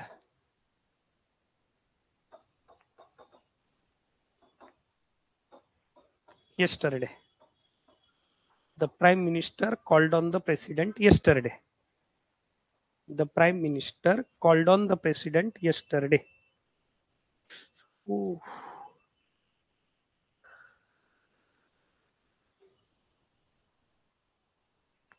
काय होईल बोला? काय अर्थ होईल याचा? कॉल्ड ऑनचा ट्रान्सलेशन काय होईल या वाक्याचं? The prime minister called on the president yesterday. काल पंतप्रधानांनी राष्ट्रपतीला बोलावलं. पंतप्रधान करताय. जरी परिस्थिती तशी असली तरी राज्यघटना अशी परवानगी देत पंतप्रधान राष्ट्रपतीला बोलावू शकत नाही. कॉल्ड ऑनचा अर्थ होतो to give a short visit. To give a short visit. फक्त काय होतं लक्षात ठेवा, इथे गेसच करू शकत नाही आपण जर त्याची माहिती नसेल तर. पटकन फसण्याची शक्यता असते. To give a short visit अशा अर्थाने पंतप्रधानांनी काल राष्ट्रपतीला अगदी छोटीशी भेट दिली. अशा अर्थाने आपण वापरतो to give a short visit. म्हणजे the prime minister visited the president yesterday असा त्याचा अर्थ होतो. त्याच्यामुळे थोडेसे हे जे फ्रेजल वर्ब्स आहेत ह्या फ्रेजल वर्ब्सचा अभ्यास करावा लागतो. याच्यातले अगदी महत्वाचे जी क्रियापद आहेत, जी मुख्य मुख्य क्रियापद आहेत म्हणजे जी सोपी आहेत, म्हणजे उदाहरणार्थ to look, to give, to bring किंवा टू कॉल यासारखी जी रोजच्या वापरातली क्रियापद आहेत त्यांचेच फ्रेझल वर्ब परीक्षेला जास्त विचारले जातात. त्याच्यामुळे जी रेग्युलरची जी क्रियापद आहेत त्यांचेच फ्रेझल वर्ब एक साधारणपणे 15 ते 20 क्रियापदांचे फ्रेझल वर्ब चांगले केलेत तरी सुद्धा आपण परीक्षेला बऱ्यापैकी सोडवू शकतो. ह्याच्यात जोड्या जुळवासाठी जास्त प्रश्न विचारले जातात. जसं आता तुमच्या लक्षात आलं असेल की ते look after, look forward to, look into, look for असं दिलं तर त्यांचे अर्थ शोधून काढणं कुठेतरी आपल्याला कठीण जाऊ शकतं. तर जोड्या जुळवासाठी वगैरे याच्यावर प्रश्न विचारले जातात. आता याच्यानंतर व्होकॅब्युलरीमध्ये हा अभ्यास सुरू करण्याच्या अगोदर थोडीशी व्होकॅब्युलरीची ज्या कन्सेप्ट आहेत म्हणजे मगाशी आपण जसं पाहिलं की कुठलाही शब्द आपण जर घेतला म्हणजे जसं इम्पॉर्टंट हा शब्द आपण त्याला पाहत होतो त्यावेळेला आय एम हे काय आहे, प्रेफिक्स आहे. पोर्ट हे रूट वर्ड आहे आणि एएनटी हे सफिक्स आहे. तर याच्यामध्ये तुमच्या लक्षात येईल की हे प्रेफिक्स, रूट वर्ड आणि सफिक्स तर हे थोडेसे समजून घेणं कारण ह्याच्यावर डायरेक्ट प्रश्न परीक्षेला विचारले जातात. म्हणजे समजा प्रेफिक्सवरचा पहिला प्रश्न आयोगाला विचारला गेलेला identify the prefix in the word atheist. पहिला प्रश्न काय विचारला होता, identify the prefix in the word atheist. साहजिकच ऑप्शन मध्ये काय दिलं असणार आहे, A, T H, the, S T असे ऑप्शन दिले होते. तर याच्यातलं प्रेफिक्स कोण असणार आहे, ए हे प्रेफिक्स आलं. अथिस्ट याचा अर्थ याचा मूळ वर्ड कुठला आहे, ए हे प्रेफिक्स झाला. थी हे थी मीन्स गॉड हे रूट वर्ड झालं. म्हणजे थी हे रूट वर्ड झालं आणि एस टी हे सफिक्स झालं. साहजिकच या एचा अर्थ काय होतो, not.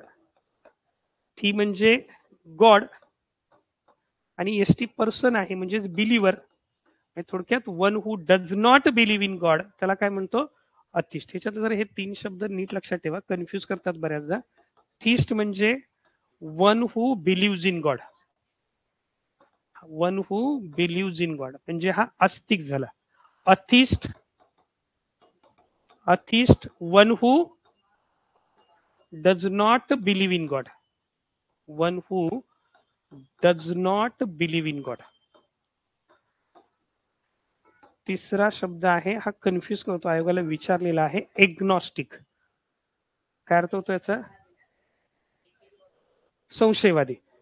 One who is not sure of existence of God, one who is not, one who is not sure of existence of God, one who is not sure of existence of God, one who is not sure of existence of God ज्याला त्याच्या अस्तित्वाबद्दल खात्री नाहीये. देव असेल तर मी विश्वास ठेवेल पण देव आहे किंवा नाही याच्याबद्दल खात्री नाही म्हणून त्याला आपण संशयवादी वस्तू म्हणतो. Pantheist, pan means, pan means pan India म्हणतो आपण, पॅन इंडिया, पॅन अटलांटिक, सर्व. पॅन याचा अर्थ ऑल, पॅन्थिस्ट याचा अर्थ हा one who believes that everything, everything किंवा there is God in everything, सर्व गोष्टींच्या मध्ये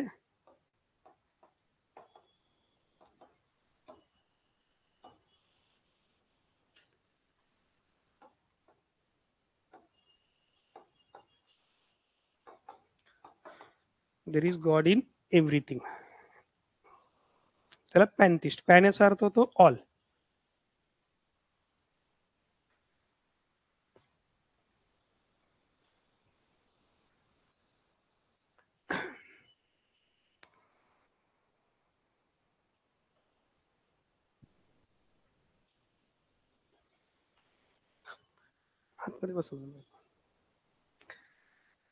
पॅन्थिस्ट याचा अर्थ one who believes that there is God in everything असा त्याचा अर्थ होतो. तर याच्यामध्ये पहिला प्रेफिक्सवर शब्द काय, प्रश्न काय विचारला होता, आयडेंटिफाय द प्रेफिक्स असं विचारला. त्याच्यानंतर पुढे एसटीआय 2012ला पुढचा प्रश्न विचारला. त्याच्यामध्ये त्यांनी काय केलं, समजा ट्रान्स अटलांटिक असा वर्ड होता, ट्रान्स अटलांटिक. आणि प्रश्न होता identify the meaning of the prefix trans. Identify the meaning of the prefix trans. Trans या प्रेफिक्सचं मिनिंग ओळखा. काय होतं मिनिंग याचं? पलीकडे, बियॉन्ड. ट्रान्सचा अर्थ काय होतो? बियॉन्ड,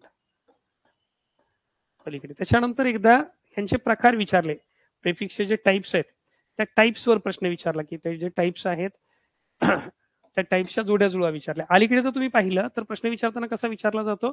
एका बाजूला रूटवर्ड दिले जातात, दुसऱ्या बाजूला प्रेफिक्स दिले जातात, त्यांच्या मॅच द कॉलम विचारल्या जातात. तर हे जे प्रेफिक्सेस आहेत हे प्रेफिक्सेस थोडंसं करणं गरजेचं आहे. म्हणजे याच्यासाठी जर थोडीशी यादी एकत्र, आपली व्होकॅब्युलरी मेड इझी जे पुस्तक आहे त्या पुस्तकात ती यादी मी दिलेली आहे. तर त्याच्याप्रमाणे तुम्हाला काय करावं लागेल की जर थोडेसे एकदा वाचून घेतलेत, पुस्तकं आता आहेत का बघतो, कमी आहेत. ते सगळं काय झालं, आमचं सगळं पुस्तकं सगळी नोट्स बीट सगळं सातारच्या क्लासवर आहेत. आता एका दिवशी जाऊन घेऊन येतो, ते पुढच्या लेक्चरला उपलब्ध करून देईल. आता हा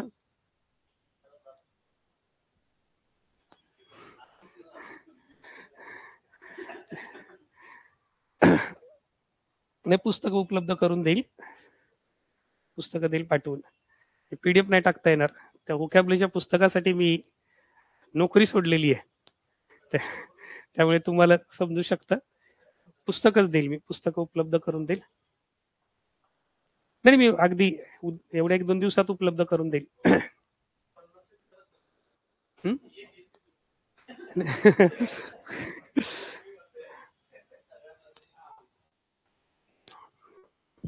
सर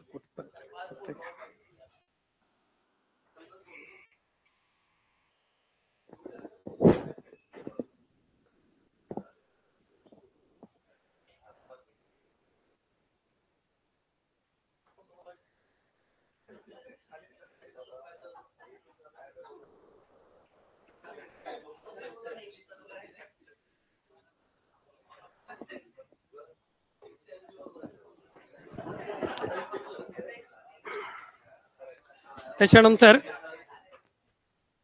झालं. त्याच्यानंतर मग प्रेफिक्स बरोबर हे रूटवर्ड जरा थोडेसे मी परत ज्यावेळेला पुस्तकं उपलब्ध होतील त्यावेळेला मी पुन्हा एकदा हे एक्सप्लेन करेल किंवा कुठल्या दिवशी काय करायचंय. म्हणजे हा व्होकॅब्युलरीचा जो भाग आहे याच्यामध्ये पहिली गोष्ट म्हणजे व्होकॅब्युलरीच्या प्रश्नांचे पूर्णच्या पूर्ण मार्क्स मिळवायचे असतील तर एक म्हणजे PYQs करणं खूप गरजेचं आहे. कारण काय होतं की PYQs परत विचारले जातात. म्हणजे प्रश्न विचारताना कसं होतं, समजा एखाद्या पेपरला, समजा आता मग आपण बघितलं, समजा पॉलिग्लॉट हा शब्द आहे, तर पहिल्या वर्षी तो काय करतायत, त्याचं मिनिंग विचारतायत. दुसऱ्या वर्षी तोच शब्द मॅच द कॉलम मध्ये विचारला जातोय. एखाद्या वर्षी एखादा शब्द मॅच द कॉलम मध्ये आहे तर पुढे त्याच्यावर 4 प्रश्न पुढच्या पेपरमध्ये विचारला. म्हणजे शक्यतो जुन्या पेपरांच्या मधून बरेच प्रश्न तयार होतात, किंवा जर जुन्या पेपर्स मधले शब्द आपण व्यवस्थित अभ्यासले तर नवीन पेपरमध्ये येणाऱ्या कुठलाही शब्द आपल्याला गेस करता येतो. त्याच्यानंतर दुसरं, मग अशी मी म्हटल्याप्रमाणे थोडंसं ह्या ज्या कन्सेप्ट आहेत त्या कन्सेप्ट व्यवस्थित क्लिअर करून घेणं. म्हणजे त्याच्यामध्ये काही वेळेला काय होतं, समजा होमोफोन वगैरे सारख्या कन्सेप्ट आहेत, होमोफोन, होमोग्राफ यांचे डेफिनेशन सुद्धा आयोगाला विचारलेले आहेत. होमोफोन, होमो मीन्स समान, फोन मीन्स उच्चार, the words that have similar pronunciation but different meaning. The words that have similar pronunciation but different meaning. ज्यांचे उच्चार समान असतील पण अर्थ वेगळे असतील त्याला होमोफोन म्हणतो. होमोग्राफ, ग्राफ म्हणजे टेलिग्राफ वगैरे लिहिणं, ग्राफ म्हणजे लिहिणं. त्याच्यामुळे होमोग्राफचा अर्थ काय होतो, the words that have similar spelling but different meaning. Spelling same असेल, इथे उच्चार सेम असतील, म्हणजे इथे डिफरंट काय असणार आहे, स्पेलिंग पण डिफरंट असू शकतं, त्याचं मिनिंग पण. तर अशा ज्या कन्सेप्ट आहेत ह्या कन्सेप्टवर प्रश्न विचारले जातात. आणि तिसरं, त्या शब्दांची एटिमॉलॉजी आणि मॉर्फॉलॉजी ही थोडीशी समजून घ्यायची. अगदी याच्या व्याख्या सुद्धा परीक्षेला विचारलेल्या आहेत, एटिमॉलॉजी, मॉर्फॉलॉजी. याच्यात एटिमॉलॉजी याचा अर्थ शब्द व्युत्पत्तीशास्त्र, ज्याला मराठीमध्ये आपण शब्दसिद्धी म्हणतो. मराठीमधली शब्दसिद्धी म्हणजे इटिमॉलॉजी, आणि मॉर्फॉलॉजी म्हणजे शब्दरचनाशास्त्र. शब्द कसं तयार झालंय, त्याचा प्रेफिक्स कोणता आहे, रूटवर्ड कोणता आहे, सफिक्स कोणता आहे, त्याला आपण काय म्हणतो, त्या शब्दाची मॉर्फॉलॉजी असं म्हणतो. तर व्होकॅब्युलरीचा हा भाग थोडा तुम्हाला कव्हर करावा लागेल. त्यातल्या बऱ्यापैकी मी ज्या कन्सेप्ट आहेत, महत्त्वाचे शब्द आहेत किंवा प्रश्न आहेत, त्याच्यावर आपण डिस्कस करतच राहू. नंतर पुढचं आहे कॉम्प्रेन्शन. जर 25 मार्क्स असतील तर कॉम्प्रेन्शन 5 मार्क्ससाठी 100% असणारच. आता उतारा सोडवत असताना तर तुमच्यापैकी ज्यांनी राज्यसेवेच्या वगैरे परीक्षा दिल्या त्यांना बऱ्यापैकी त्याचं प्रॅक्टिस आहे उतार्याचं. पण उतारा सोडवताना जे तुमच्या पेन पेपर परीक्षेची जी पद्धत आहे किंवा तुम्हाला त्याची सवय आहे, म्हणजे आतापर्यंत तुम्ही ज्या ज्या वेळेला परीक्षा दिल्या त्याला उतारा सोडवताना काय करायचं, पहिले प्रश्न वाचायचा, प्रश्नातले 5 कीवर्ड वाचायचा, बरोबर. कीवर्ड वाचायचा, ते कीवर्ड इकडे डाव्या बाजूला उजव्या बाजूला लिहायचात, मग उतारा वाचत जायचा, मग ते शब्द मॅच करायचात आणि प्रश्नाचं उत्तर शोधायचं. आता मोठी अडचण काय असणार आहे, त्या भल्या मोठ्या स्क्रीनवर एक अख्खा उतारा असणार आहे, त्याच्या खाली फक्त एकच प्रश्न असणार आहे. दुसऱ्या पानावर गेलात, अख्खा उतारा असणार आहे, एकच प्रश्न असणार आहे. म्हणजे प्रत्येक प्रश्नासाठी तुम्हाला काय करावं लागणार आहे, उतारा वाचावा लागणार आहे. म्हणजे आता मी लॉ सीईटीची परीक्षा दिली, फक्त उतार्यामुळे मला 98.9% आलं, नाहीतर 100% आलं असतं उतार्यात. कारण आपल्याला जी मेंटॅलिटी असते की आपण तिथलं तिथं ते संदर्भ जोडतो. मी काय केलं की म्हटलं चुकायला नको, म्हणून पहिला प्रश्न वाचला, त्याचं उत्तर वाचलं, खाली पेपरवर लिहून ठेवलं की बाबानो 96 नंबरचा क्वेश्चन आहे, त्याला 1 नंबरचा ऑप्शन वगैरे असं लिहिलं. परत उत्तर क्लिक करताना नेमकं काय झालं माहिती नाही.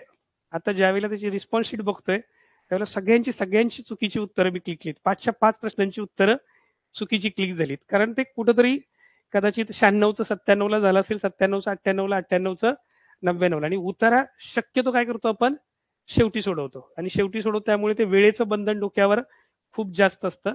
त्यामुळे ऑनलाईनच्या बाबतीमध्ये थोडासा उतारा सोडवायचा सराव जेवढा जास्तीत जास्त करता येईल तेवढा करा. आणि हा तुम्हाला किती उतारे असू शकतील हे सांगू शकत नाही. कारण का मुळात तुमचा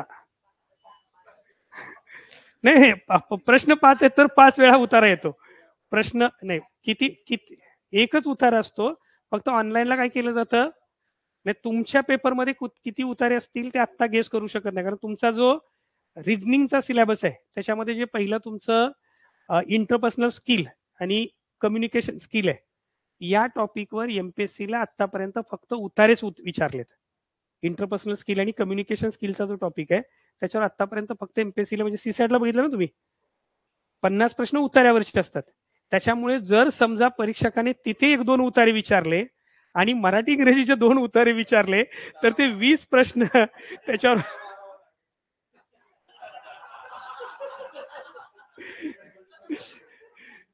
पण अर्थात पेपर सेट करताना परीक्षकाच्याही डोक्यात येईल की हे टाइम मॅनेजमेंटच्या बाहेर जाईल.